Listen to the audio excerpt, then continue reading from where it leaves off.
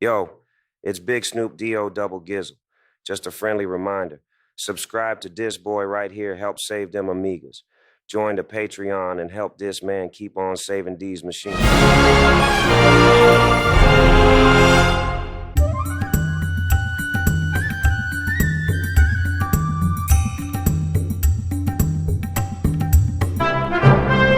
Hi, it's Chris and welcome back to the C. What do we have on the show today? I got a big box, and this comes to us from Mr. Michael in Colorado. That's a knife. Mr. Michael reached out an email a while back and said that he recently got some 2000s that need a little bit of assistance. Please don't be a Rev4. Fume. Oh no. Big foam. More foam. Fuck you. Fuck me. Thought I was only doing one. Twins, Basil. Twins. Good day, sir. I emailed you a few days ago, regarding the two Amiga motherboards. I've seen several of your videos and I think it's fantastic what you do for people and their beloved hardware. I recently reconnected with an old buddy who had two of these machines packed away, at least for 10 years. All he knew is I would put them to good use, and he gave them to me. So he has the whole units. He got a 2000 case power supply floppy and a 2500 with a case power supply, of course, two floppies, hard drive, and RAM. 1084S, Genlock mouse, and some miscellaneous cables. If you could take a look at these motherboards, restore these motherboards, it would be greatly appreciative. I blew them off with some compressed air, but they need a good bath, and your brand of TLC. Thank you, Mr. Michael in Colorado. We're going to have to do these in two parts, so we'll put this one aside for now. Uh-oh.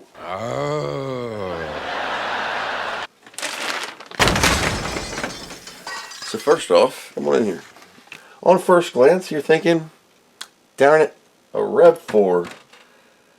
Second thought, you're thinking, oh my god. And the Varta's still in there. You can see the wet, the barf, the boof, the yuck. Got this ultimate set of tools. I can fix it. Get your 5mm dude and start taking your driver nuts out.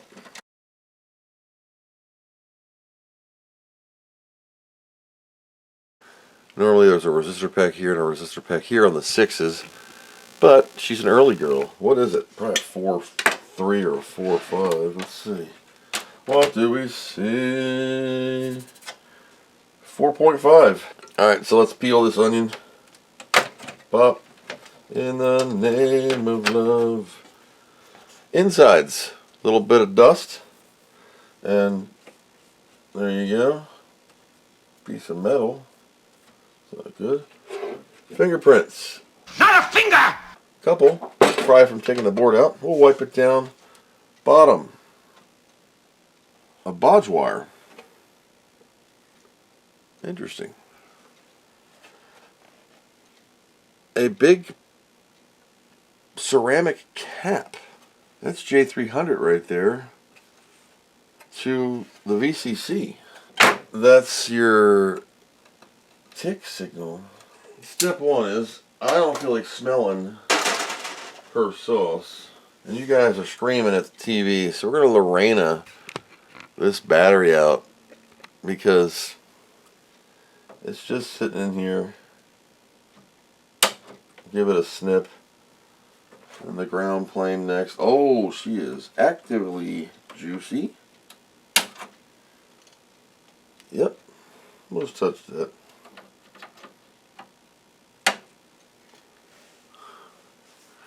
Alright. So as you can see, they leak on the negative side and then dump their load into the board. Bye bye, you evil woman. All fixed.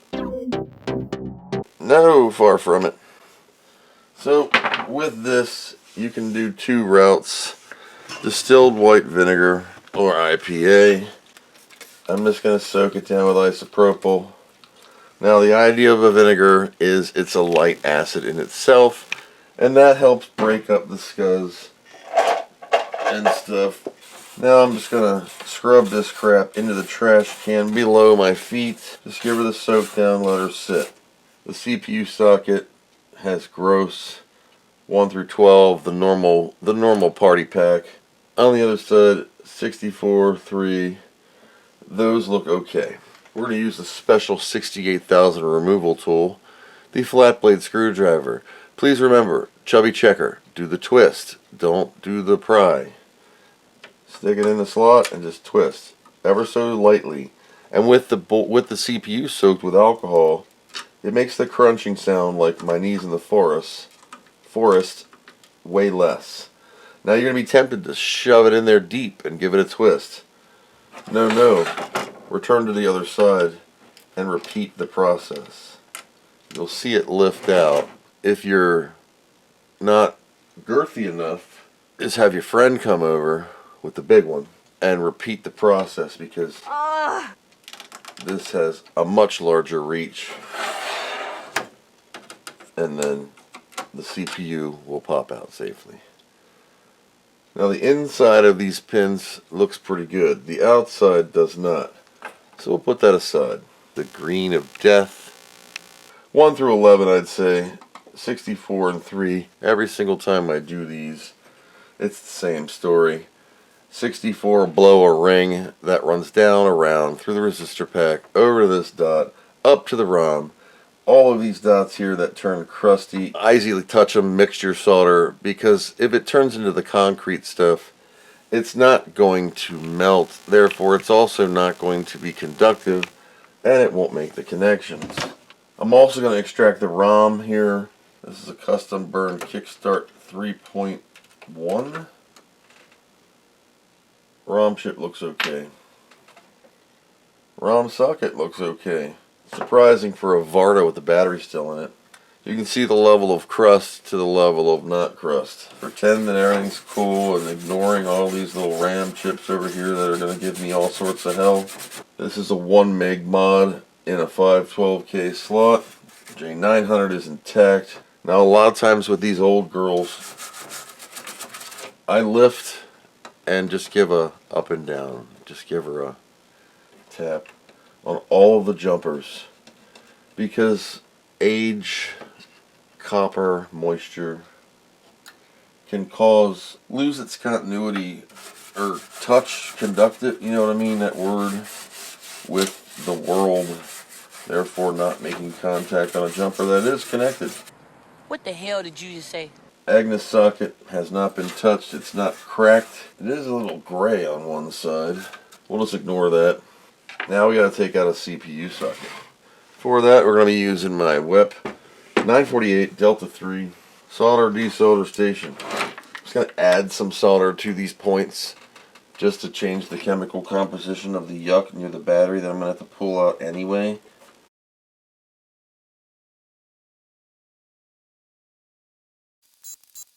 Boring. Let me get the socket out and we'll see what it looks like when it's out.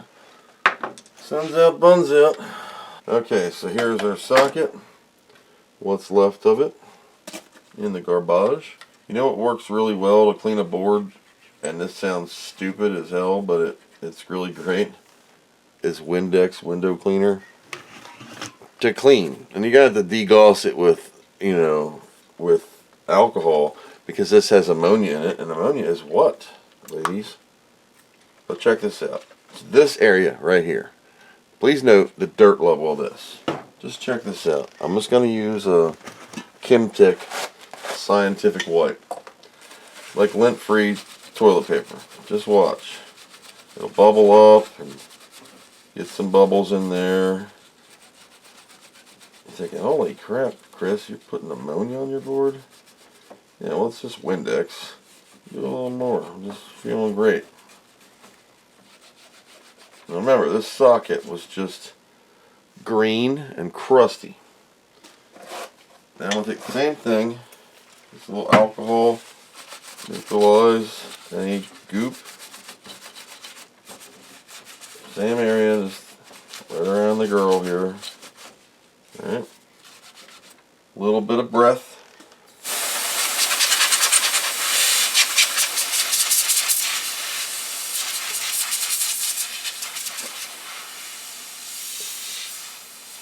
These cans of breath don't last that long. And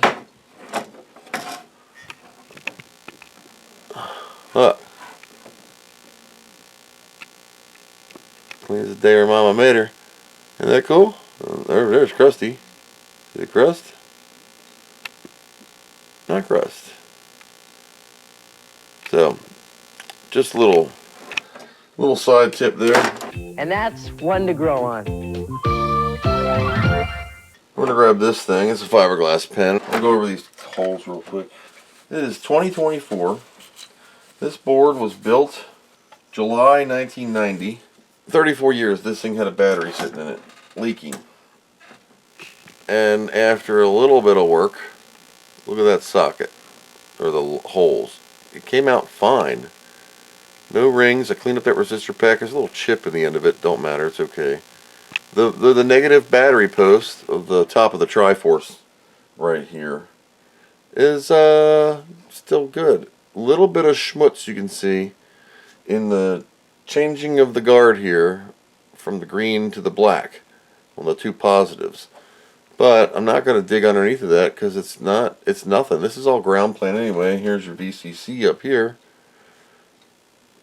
And it looks great. I mean, it looks freaking great. Next up, socket. So they have a Captain tape on them, but they're $18 each. Oh, last night at 11:38 p.m. Mr. Randall Jessup says he's back from Europe. Caught up on some of your recent videos, saw that I made the interrupter of the day a few times, smiley. I need to make some progress on the CDTV CR. I'm going to pick up a cheap logic analyzer so I can see what's happening or not with the 4510 and the 68000.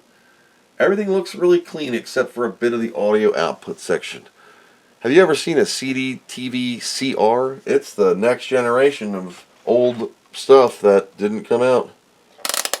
Pretty wild. Randall, thank you for all the documents that you grabbed. I saw your office. It was pretty bad. What am I doing? Oh, beep beeps. Made in Merca. These are Cambian sockets. I said Kaikon. They have Captain tape on the bottom to prevent cross flow. So the solder I'm using, that's $34 a roll, is Chip Chipquik SMD 20 ounce flux core wire, no clean, washable, made July 2024. SN60 PB40, it's that silver crap, but it works really well. I do have my 1968 Radio Shack lead tin for super big things. Make sure your tip is nice and clean. I'm using a chisel tip because that's what's in here. Let's use the fume extractor.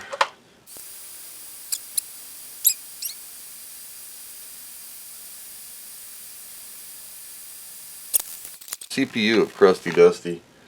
Fiberglass pen. Put my finger in it. Oh yeah.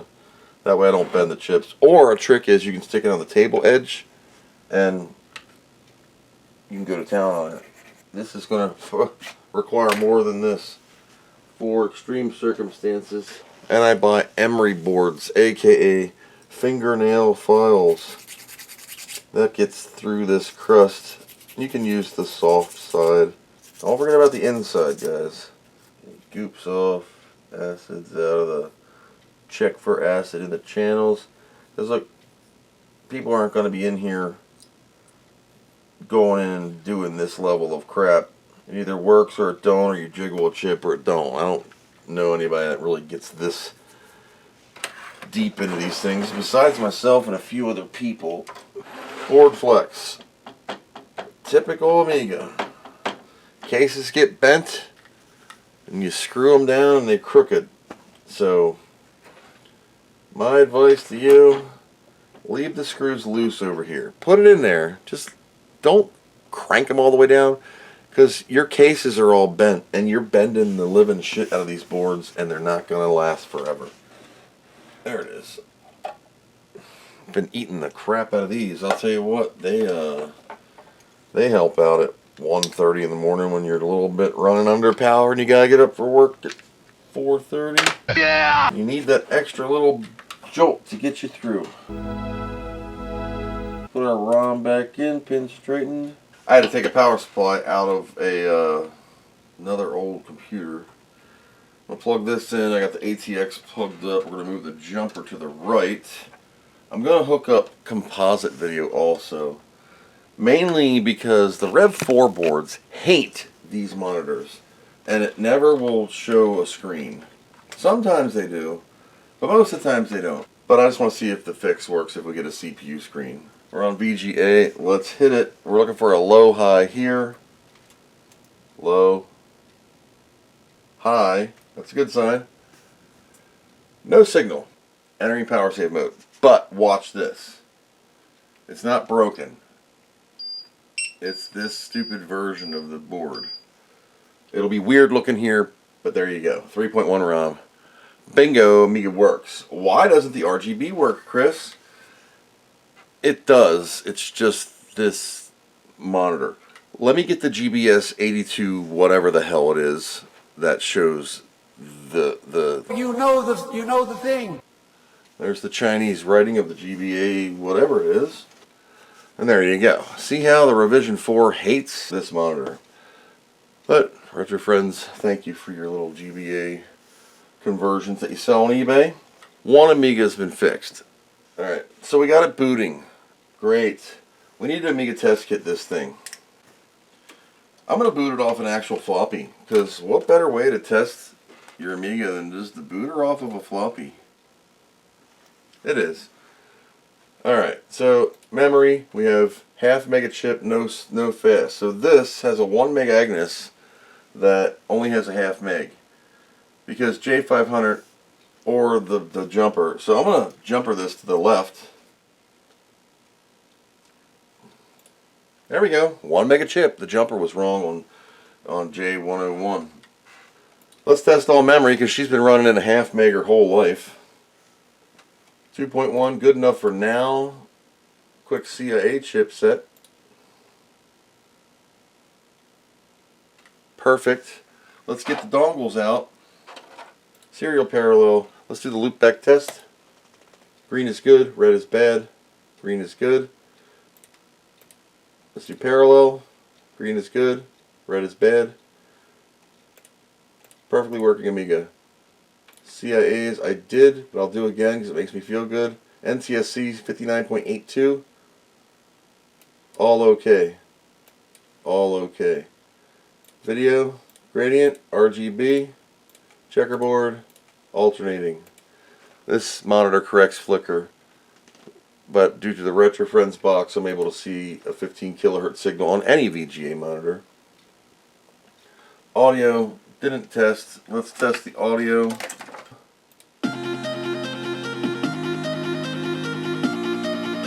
Perfect. We'll do a 500 hertz. Left, left, right, right.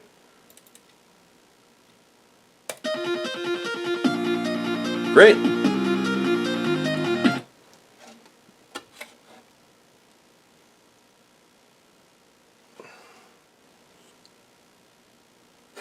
All clean.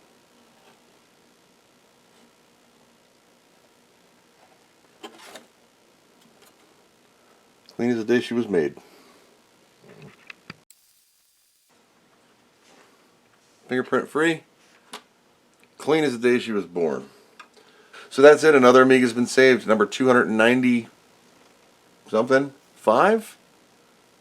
5. So 294 on the tick. This is 295. If you would like to consider helping me to continue to save these machines that we all know and love, please consider joining my Patreon. It's only $1 a month or more if you're rich.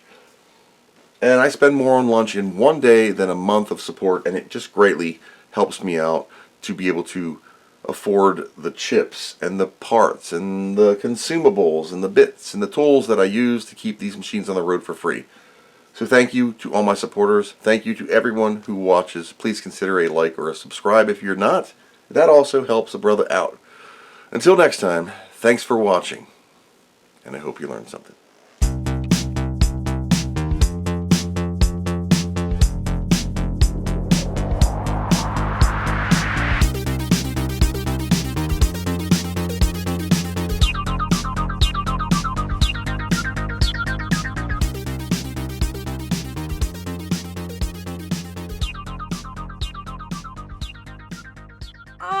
What do you know from funny, you bastard?